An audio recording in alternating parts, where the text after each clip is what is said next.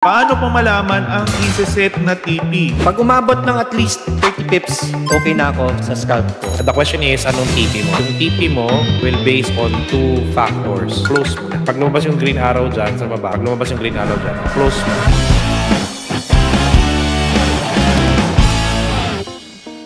Paano po malaman ang iseset na TP pagkaset ng buy and or sell order? And since I'm scalping, as much as possible, hindi ako nagsiset ng TP. Pag umabot ng at least 30 pips, okay na ako sa scalp ko. Kung gusto niyo po mag-set ng TP, pwede niyo naman tignan yung order block. Andun yung mga TP levels. Example, yung sinasabi ni Coach Lloyd, etong yan, nagkaroon ng sell on the resistance. And the question is, anong TP mo? Yung TP mo will base on two factors. First, support. Ito, structure. Dito, pwede ka na mag-TP sa order block ng buy. That's the way gonna be your TP. Another TP signal mo, then pwedeng tawaging itong signal-based. Pag lumabas yung green arrow dito, at may green arrow dyan lumabas, whatever the price may be, close mo na. Pag lumabas yung green arrow dyan sa baba, katulad dito, yan. Pag lumabas yung green arrow dyan, close mo na. So again, TP1 is structure from here to there. TP2 is lumabas yung opposite signal. Signal.